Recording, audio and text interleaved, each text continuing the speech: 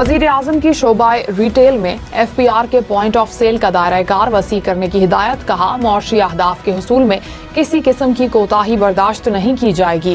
Tax नादहिंदा और तमाम सनतों की पैदावारी अमल को डिजिटाइज करके टैक्स नेट में लाया जाए। कारोबारी बरादरी और टैक्स दहिंदगान की सहूलत फराहम करने के लिए FPR दरवाजे खुले रखे। पाकिस्तान स्टॉक एक्सचेंज में तारीख रकम 100 इंडेक्स 1,30,000 पॉइंट्स की नई बुलंद तरीन सतह को अबूर कर गया। इंडेक्स में 2200 से ज्यादा पॉइंट्स का इजाफा रिकॉर्ड किया गया। खैबर पख्तूनख्वा में तूफानी बारिशों के बायस सैलाब का अलर्ट जारी। दरियाए स्वात और दरियाए काबुल में तुग़यानी का खदशा।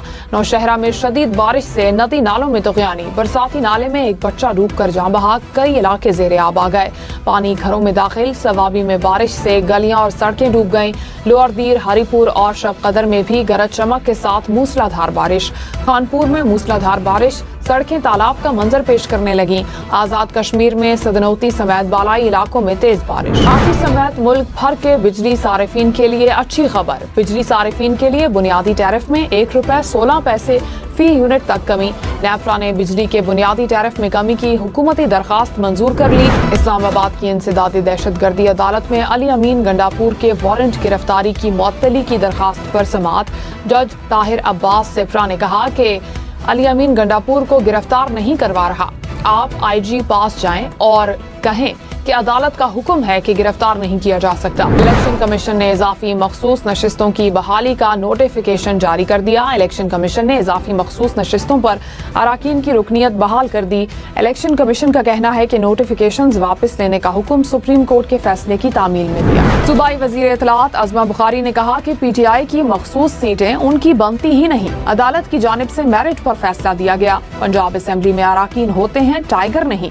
सिर्फ इंतशार के अलावा ये टोला आवाम के लिए कुछ नहीं कर पाया। हम भी जब एहतजाज करते थे तो जेलों में डाल दिए जाते थे। वज़ीर खजाना मोहम्मद औरंगजेब का पायदार तरक्की के लिए आलमी तावन को मौसर बनाने पर जोर। स्पेन में आलमी कॉन्फ्रेंस में कहा कि पाकिस्तान शफाफ और नतीजा खैज शराकत दारियों के लिए पुरअज़्म है। मौसर डिलीवरी मैकेनिज्म और आलमी टास्क फोर्स की तश्कील की तजवीज़ भी दी।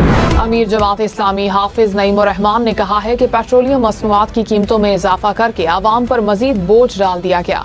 आवाम को बजट में कोई रिलीफ नहीं दिया गया। मुल्क में हर चीज महंगी हो चुकी है। हुकूमत ने आवाम पर टैक्स लगा दिया, जागीरदारों पर भी टैक्स लगाया। सिंध के सीनियर वजीर शर्जील इनाम मेमन ने कहा कि सिंध हुकूमत का तरक्याती बजट सिर्फ रकम की तकसीम नहीं बल्कि आवाम की जिंदगी को बेहतर बनाने का एक विजन है।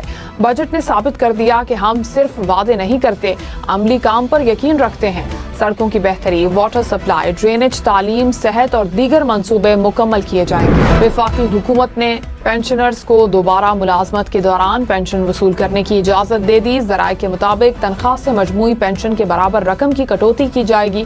इससे कबल वजारत खजाना ने दोबारा मुलाजमत इख्तियार करने वाले अफराद को तनख्वाह या पेंशन में से एक चीज लेने का पाबंद किया था। वज़ीर आला बलूचिस्तान को फूलों का हार क्यों पहनाया? JUI ने मेंबर असेंबली की रुकनियत मुअत्तल कर दी। जाबिद रेकी ने बजट तकरीर के दौरान सरफराज बुगटी को फूलों का हार पहनाया था। उनका कहना है कि मेरे हल्के वार्षिक के लिए बजट में तारीखी तरक्याती मंसूबे शामिल करने पर वजीर आला की